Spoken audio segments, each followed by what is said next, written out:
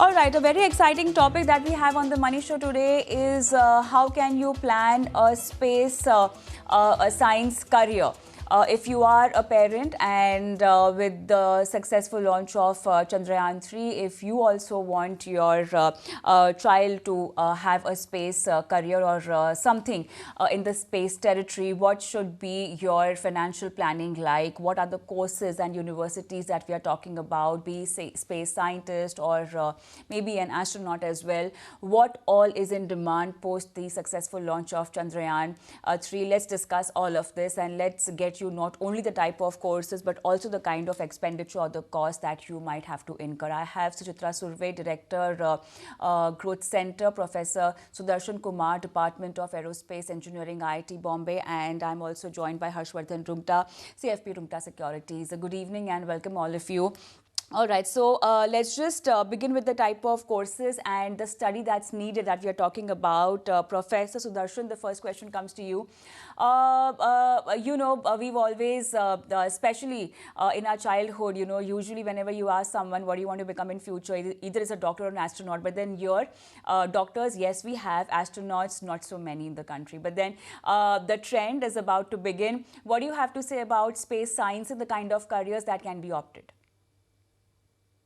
Inviting me to the channel.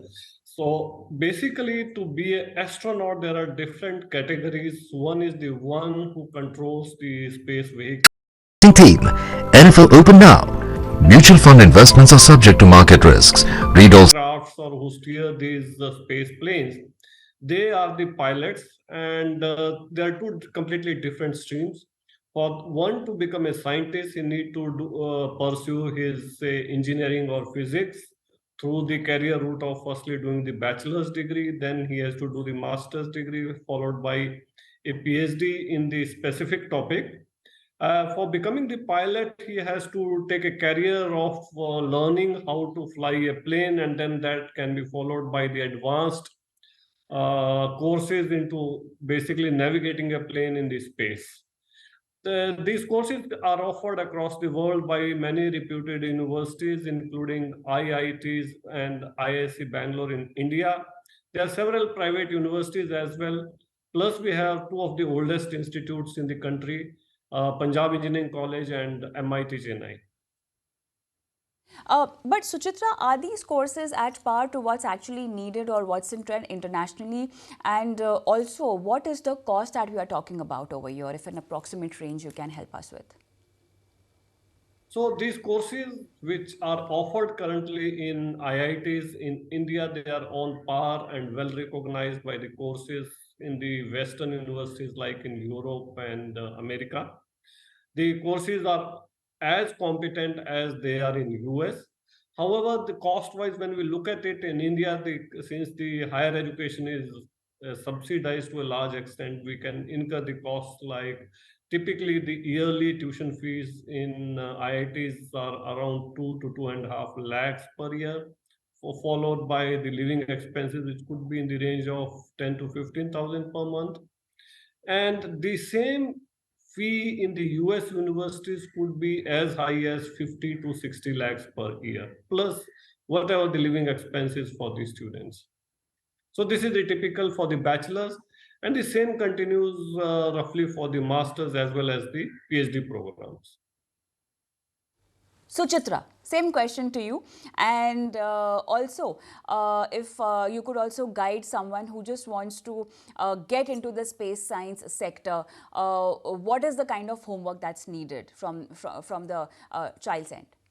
Okay, from an academic point of view, obviously, as just now the way Sir mentioned, there has to be a basic study in sciences, and if the focus is on physics, mathematics, I think the start is much better. The undergraduate and postgraduate degrees, the bachelor's, the BE or BTech in maybe mechanical engineering, computer engineering, or aerospace engineering can be the first step.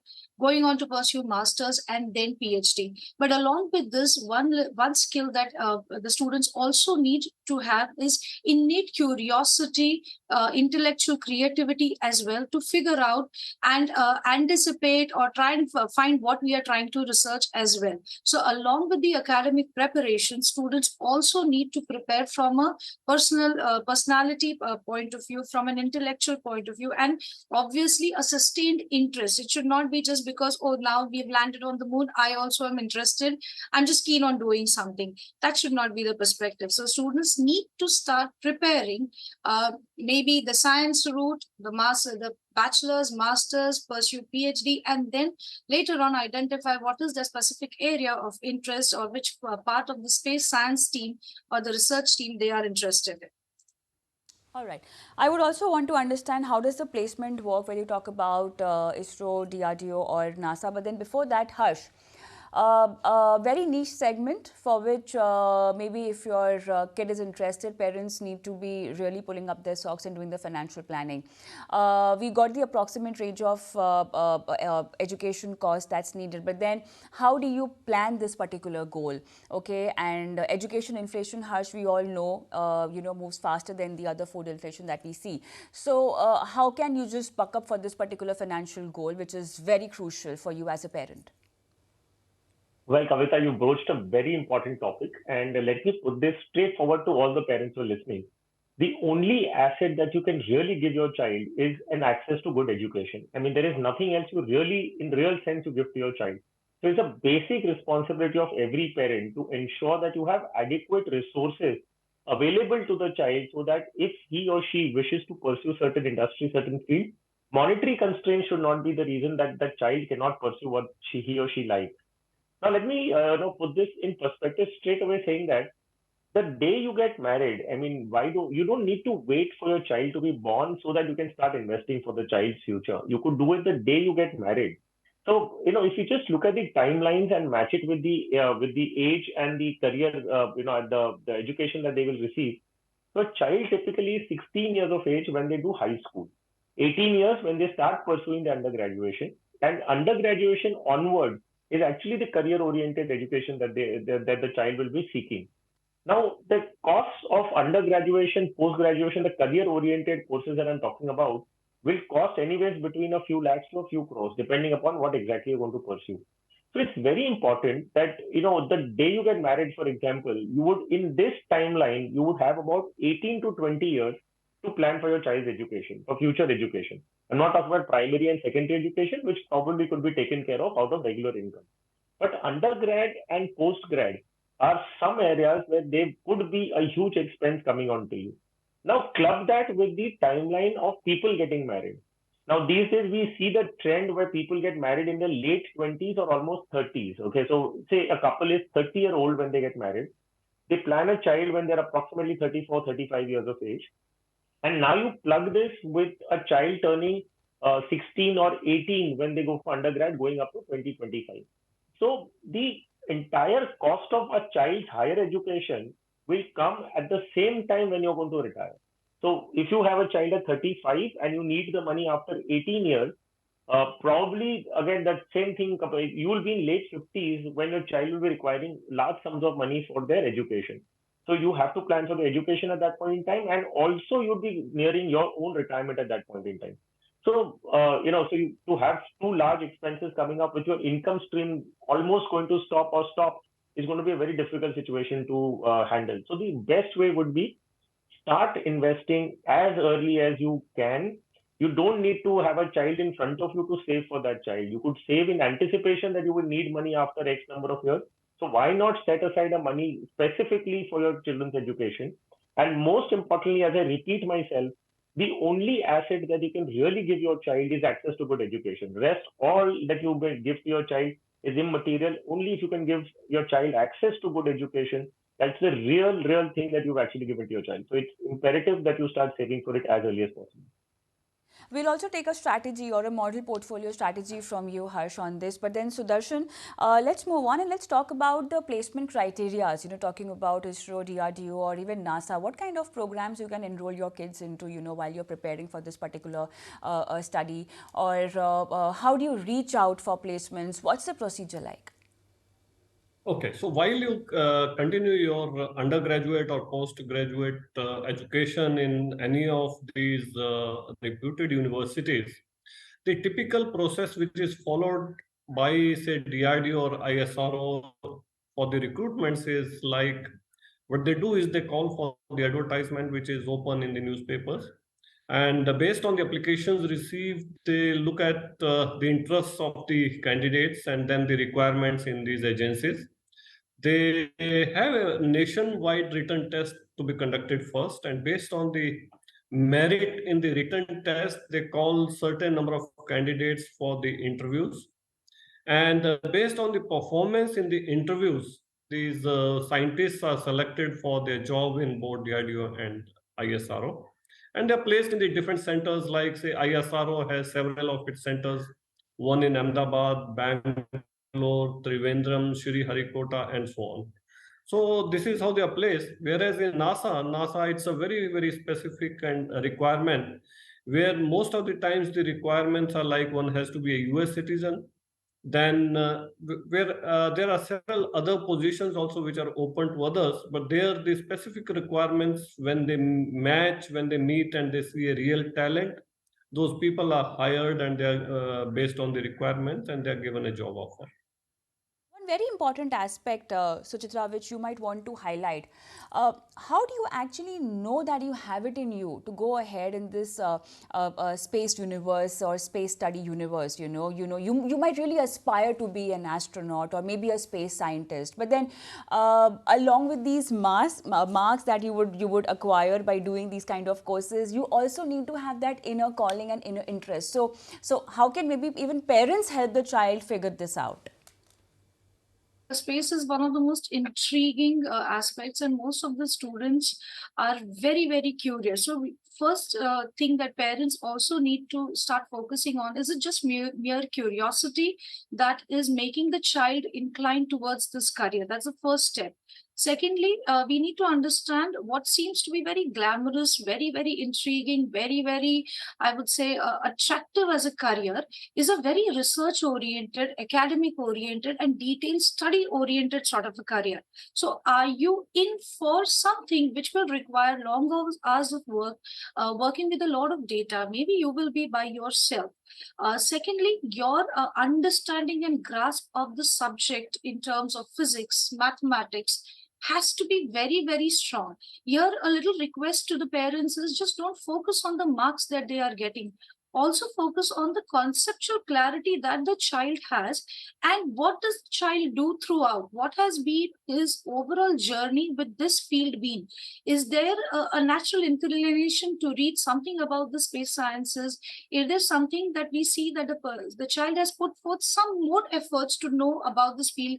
Is he attending workshop? Is she trying to connect with people who are in this field? So while they are pursuing their academic studies, these aspects also should be taken into consideration, because at our center, when we are counseling the students, this is what we come across many a times, that it is just a passing phase or a superficial interest that the students have. So if there is genuine research, curiosity, and also the ability to find answers, is I think if you can answer these questions, then I think you can prepare your child to for a career in space sciences. And today, because of online facilities, there are so many career opportunities, short courses, workshops that are going on. There's so many talks that are held.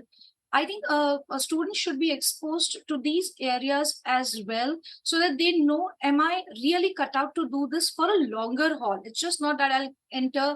I don't find it interesting. It's too much academic, too much research oriented. Let me look at some other career. That cannot be the way. So if there is an innate interest, passion, and focus, I think the students can then assess themselves. And obviously, there are professional career counselors who are there. You can always seek their help for an objective analysis for a career choice.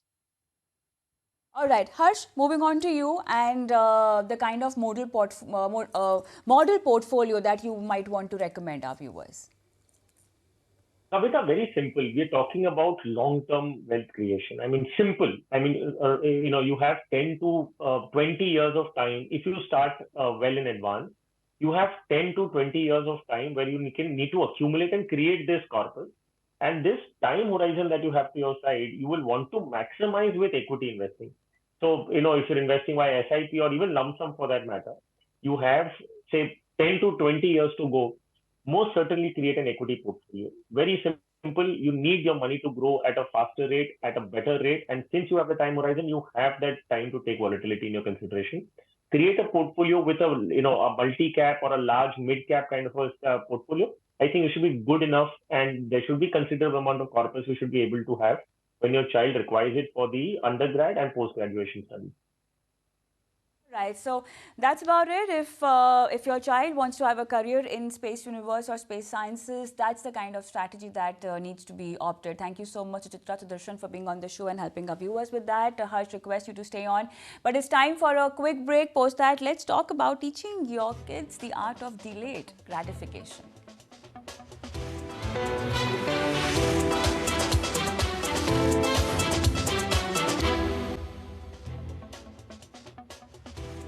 Welcome back. You're watching The Money Show with me, Kavita Thapliyal, and a very interesting discussion now, teaching your kids the art of delayed gratification. I have with me Harshvardhan Roongta, CFP Roongta Securities. Harsh, good evening and welcome back. So, all right. So, the art of delayed gratification, okay, from an investments point of view, definitely that's something that's going to be useful to you. But then also in every aspect of your life, maybe you should be applying it, okay? But then let's just break this down for different aspects of your life or different sectors of your life, if I want to call it that. What do you exactly mean by delayed gratification? How can you simplify it for your kids?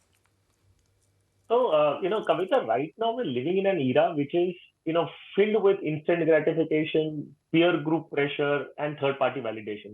So we'll post something on social media and we'll wait to see how many people have liked it. So we're waiting for somebody else to like what we've put up, and then we feel good about it. There's a lot of peer pressure.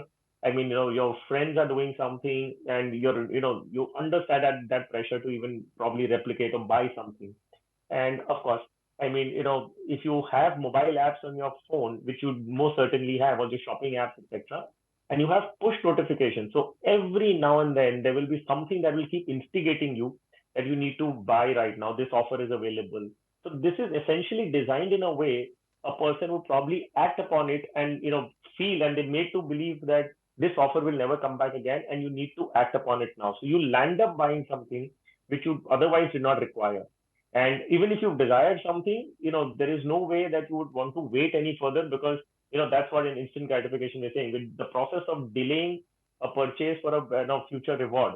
Now, when it comes to children, it's very important that you teach children the art of, delaying something and not going in for instant gratification, not simply wanting to, thought of something and buy it immediately. Now, how can that happen? The most important way that you have to keep in mind is that a child learns from what they see. So it starts from parents. If you are going to be somebody who is always just impromptu, impulsive purchases you've been doing yourself, and you expect your child to learn the art of delayed gratification, it is not going to happen. See, you have to understand your child cannot be held responsible for their acts at this juncture, because they're discovering themselves, they're discovering the world around them. So they are bound to make a lot of mistakes and they will learn. However, their learning becomes the most effective when they're actually looking at their parents. So first it starts with parents. If you have to make your child understand, please demonstrate it to them. Demonstrate it to them that, something that is more impulsive in nature. Suppose as a family you've gone out for an outing and you find something, you see something that you like, and you're going to instantly keep buying that. That's what your child is seeing. You may probably want to talk to the child and say that, look, I intended to buy this, but let me try and delay this buying decision for probably 2 days or a week, and I'll come back again if I still want to buy it. Most likelihood you will not want to buy it because it was more of an impulse reaction that you had. So that's the smaller ways that you can start introducing the concept of delayed gratification to your child. If your child is say 5 or 10 years old, you could engage in light activities wherein if your child wants something, encourage the child to say that okay, if you plan and if you agree to delay this purchase right now and you buy it probably after a month or 2 months, you will get rewarded additionally to what you're buying. We will reward you for something more. So maybe engage in some light activities with your child so that he or she can probably understand the importance of not indulging into impulse purchases and understanding that there is a merit in not buying something on impulse, but rather delaying that, and you could possibly be rewarded in a much bigger way later on. But then, Harsh, what about the concept of you only live once and you live in the now, and this is the present moment that you should be making the most out of. You can't even miss that, right? So, how does delayed gratification works there? So, you're right. You're absolutely right. So what happens is there has to be a very, very, appropriate balance between instant gratification and delayed gratification. Now, take the example of children, since we're talking about children. If at all times you're going to tell the child that you don't buy today, buy later, and you're only depriving the child completely and you're saying that no, you have to learn only delayed gratification concepts, etc., it's going to backfire majorly later on. I mean, it's going to backfire very, very strongly. So you need to have a very delicate balance between instant gratification and delayed gratification. You have to let them even, do what they feel like doing in the present. So that is in terms of how do you want your child to understand and learn the concepts. Now coming to your question of you live only once, yes, yes, you live only once, and certain things that you can do at your current age you cannot do 20 years down the line. So like if you want to go for adventure sports and you say that I'll do it post retirement, it's not going to happen. Your age might not permit you to do that at that point in time. What is very important is that you need to plan for everything. And if you can plan it, and if you start early, for example, you will have enough resources to your disposal to have everything at an appropriate time. So let's say, for example, your first salary, when a person just earns their first salary, and from that income itself, you start setting aside probably a 20% of your income towards all your requirements that are going to come up, say from 20s, 30s, 40s, 50s, and even retirement. You will be able to allocate everything. So the secret actually lies in one fact that you need to plan it well. If you plan it well, you will have adequate resources for meeting all your requirements. And even if you don't, at least all your basic requirements plus.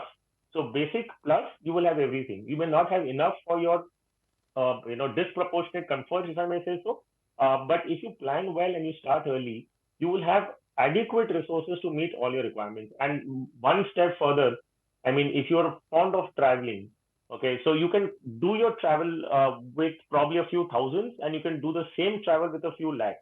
Now you need to adjust yourself to your budget constraint and travel, but probably reduce the kind of or lower the kind of hotels that you're going to stay in, or probably some costs that you can reduce, and then you'll be able to manage. So there has to be some balance that you have to create. You cannot simply say that I want everything today and I will not worry about future. You cannot say that I'll worry only about future and not live the present. So there has to be a very, very good balance created for yourself and also for your children.